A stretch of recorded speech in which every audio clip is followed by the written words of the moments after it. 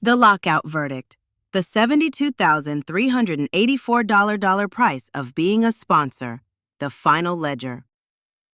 At 8:14 a.m., my phone lit up on the kitchen counter, vibrating against the marble like it had something urgent to confess.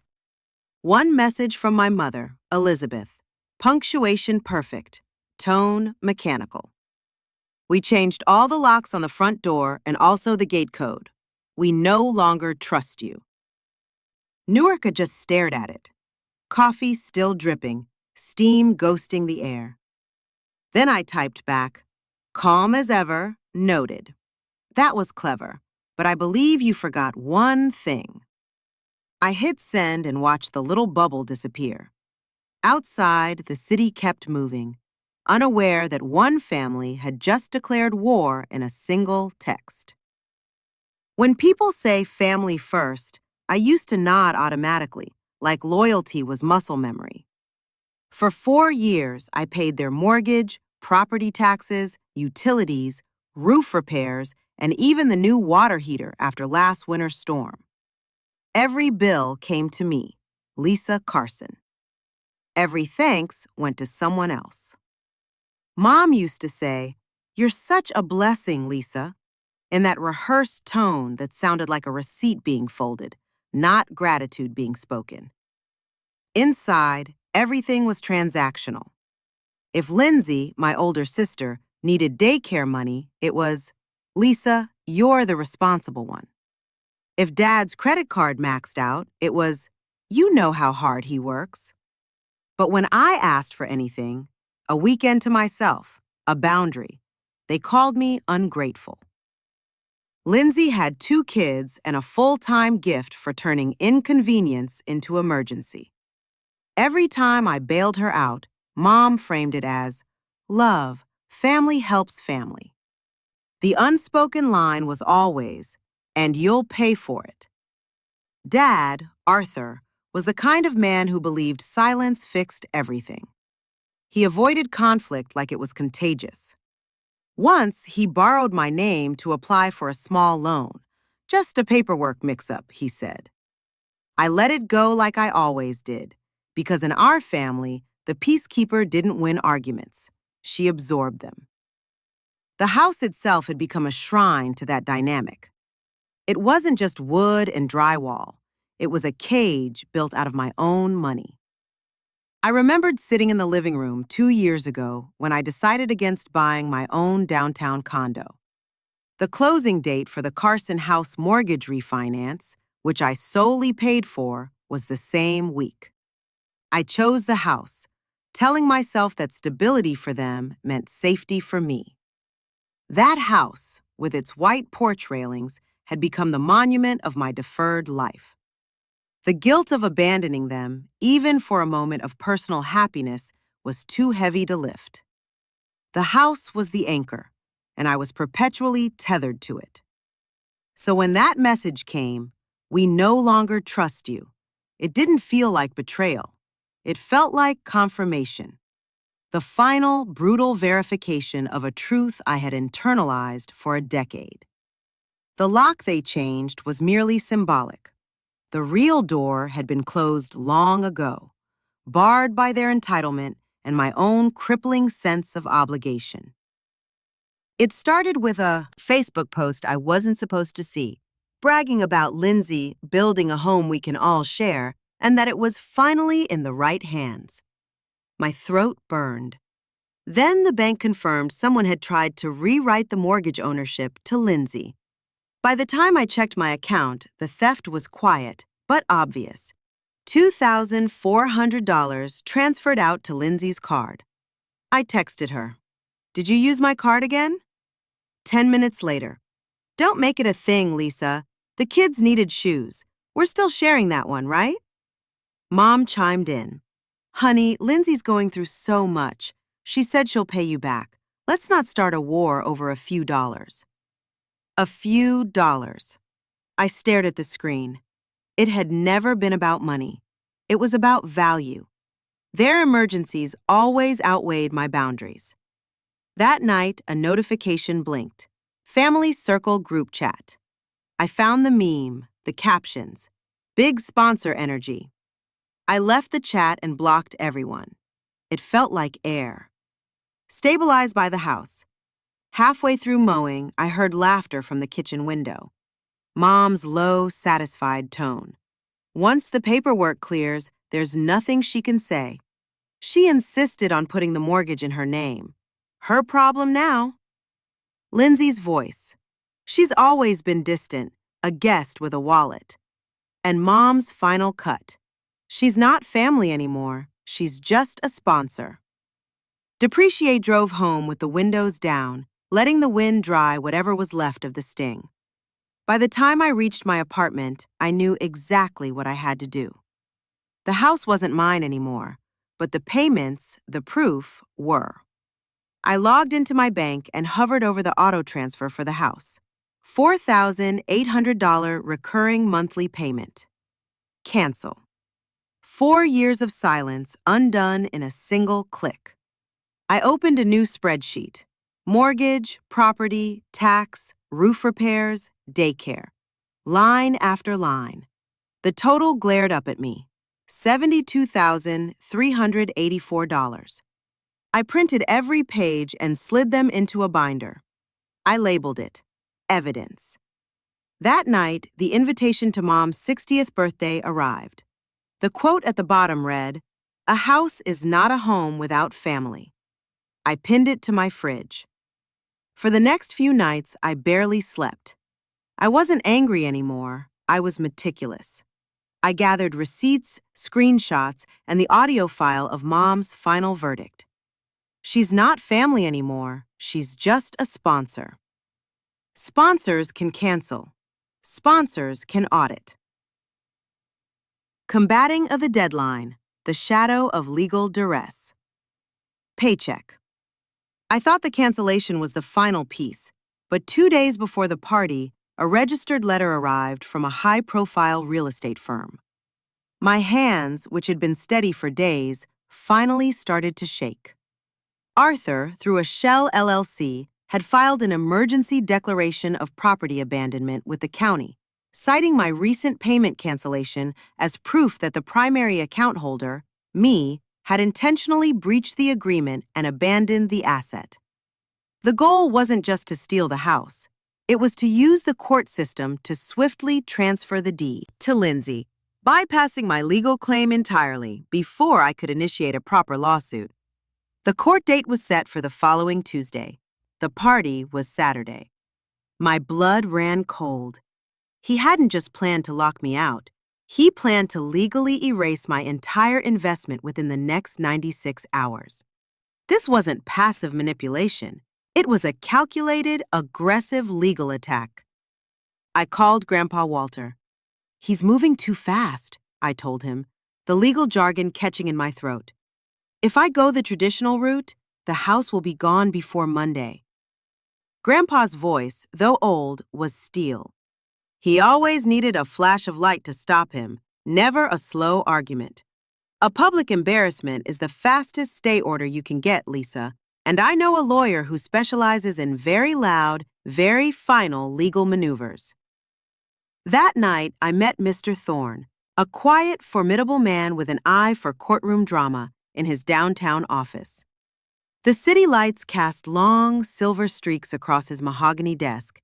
I slid the evidence binder and the emergency declaration across the wood. "Crimson, he's trying to weaponize your sudden withdrawal against you," Thorne summarized, his face grim. "He's banking on the legal system's speed and your emotional reaction. The key is the duress. We need to prove that the breach was forced by a pattern of abuse. The bank loan paperwork you mentioned, the one he took out in your name years ago?" I pulled a brittle, folded document from a separate file. "Here, I kept it.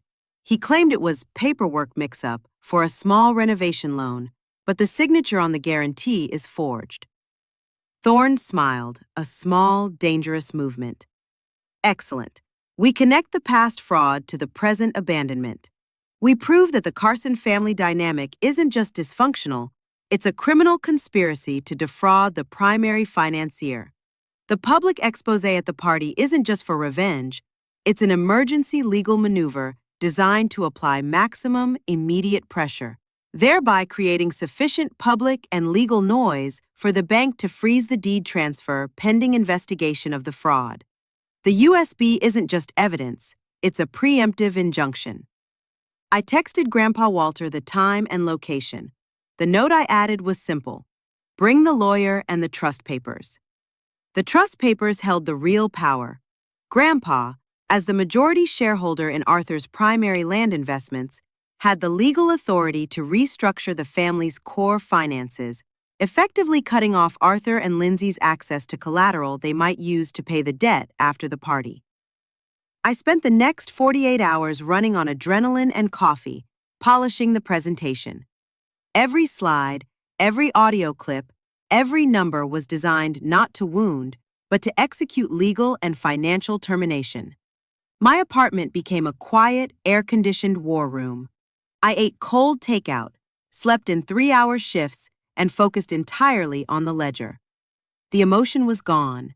What remained was the cold, professional competence of a woman executing a hostile takeover of her own life. The climax, the party and the public injunction. The party was exactly what I expected. Emerald and gold, a rented hall, the soft hum of people pretending to adore each other. I walked in 10 minutes late, watching the ripple of tension. I found a seat near the back, observing the hypocrisy. Aunt Carol, the family gossip, gave me a look that was 80% suspicion and 20% morbid curiosity.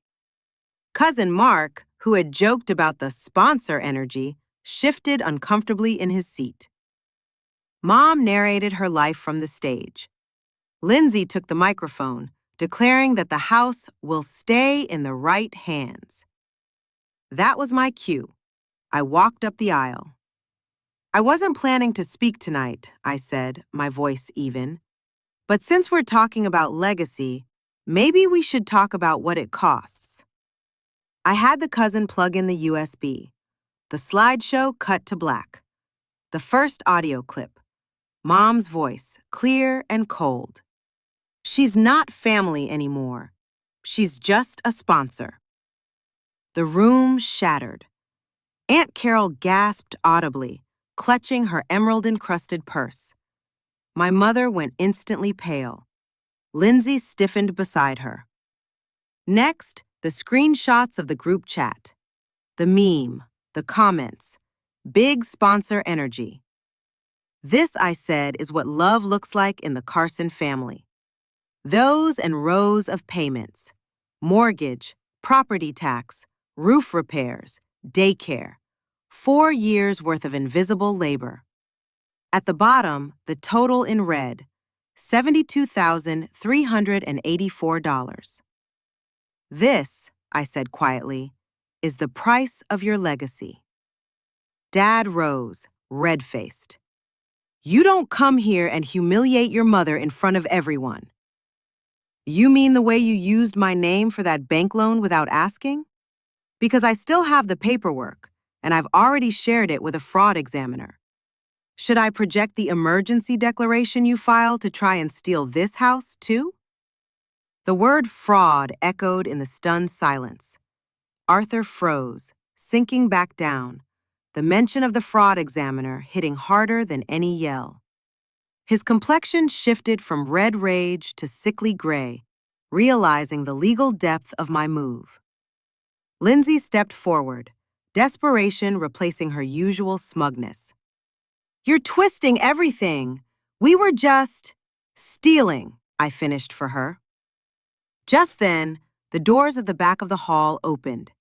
The sound of a cane tapping echoed as my grandfather Walter entered, followed by the quiet, sharp figure of Mr. Thorne. Walter made his way slowly toward the stage, his presence radiating an authority that eclipsed Arthur's fading bluster. He took the microphone from my hand and turned first to my mother. You raised a thief, he said quietly, then to my father, and a coward. He paused, letting the shock settle. Lisa, I read your message. You were right to stand up for yourself. The fraud is undeniable. I've taken action. The property, the accounts, they're yours now." He turned to Mr. Thorne. Mr. Thorne stepped forward, his voice a low, authoritative drone that cut through the silence. "The title company has been notified, and pending the fraud investigation sparked by Miss Carson's evidence, the emergency declaration is invalid, and the deed transfer is permanently frozen. The property now legally reverts to Miss Lisa Carson as the sole financial contributor and as per the executed trust amendment." Grandpa handed the mic back to me. "Legacy," he said, looking around the room, "isn't about inheritance. It's about behavior repeated." I looked at Mom, then Lindsay, then the crowd. I walked to the gift table, placed my thick stack of invoices beside the wrapped presents, and said softly, "You changed the locks. I changed my future." Then I left. No cake, no toasts. The last sound I heard before the door closed was Cousin Mark frantically whispering into his phone, likely relaying the details of the financial coup to his own circle. The fallout and final piece, the morning after. After the immediate aftermath was, as Mr. Thorne promised, chaos. I didn't see the end of the party, but the morning after, Sunday, began with a furious, vibrating stillness. I was finishing my coffee when a pounding echoed on my apartment door. Not the controlled thud of Arthur, but a frantic, desperate rhythm. It was my mother, Elizabeth, standing there, dressed in a hastily thrown-on tracksuit, her eyes red, her immaculate appearance ruined. "Lisa, have to fix this," she hissed, shoving her way past me. She didn't plead for love, she pleaded for management. "The bank called Arthur. They know about the renovation loan. The emergency declaration, it's blocked. Lindsay is hysterical. She says she'll lose everything." I walked over to the counter, taking a slow sip of coffee. "She won't lose everything, Mom. She'll lose what she tried to steal. That's a different thing." "But the house! Walter had no right. You can't let him do this." She finally looked around my small, quiet kitchen, the stark contrast to her plush, over-furnished life hitting her. "This place, this is nothing. The house is where we belong." "The house is where I paid," I corrected her gently. "And now I own it, thanks to Grandpa. You changed the locks. You told me I wasn't family. You reduced me to a sponsor." I acted like one. Sponsors audit and terminate contracts when the terms are breached. The contract was breached when you attempted fraud and theft. She stood in stunned silence. This wasn't the daughter who absorbed conflict. This was the consultant who charged 6 figures for accountability. "You're cruel," she whispered, her voice finally breaking. "After everything you gave." "I gave you $72,384 and 4 years of my life," I replied, standing my ground. "And you gave me a public insult and a legal battle. That's not love, Mom. That's a negative return on investment." She realized the argument was over. She wasn't talking to her daughter anymore. She was talking to a wall of legal and financial fact. She turned and walked out, not with a command, but a defeated slump. Later that day, Mr. Thorne confirmed the finality. "The emergency declaration is dead. The house is irrevocably yours. Arthur and Lindsay are now under investigation for mortgage fraud related to the past loan guarantee. They can either cooperate or lose everything. The choice is theirs." The settlement was swift. They wired the full $72,384 on the 3rd day. No apology, no explanation, just numbers. The language they'd always spoken best. I replied, "Transaction received. No further contact necessary." A company I sold the Carson house quickly, channeling the substantial equity into my own future. A down payment on a place downtown, glass walls, city view, and a profound sense of ownership that had no hidden emotional cost. The physical act of signing the final papers felt like cutting the cord on the life I was forced to live. Flooring, I used to think peace would come with forgiveness, but now I know it comes with distance. I stopped mistaking access for love. When I wake up now, there's no background tension humming under the day. Just sunlight, coffee, and quiet. That's freedom. Not dramatic, not loud, just mine. The Ka attacked the locks. I changed my life.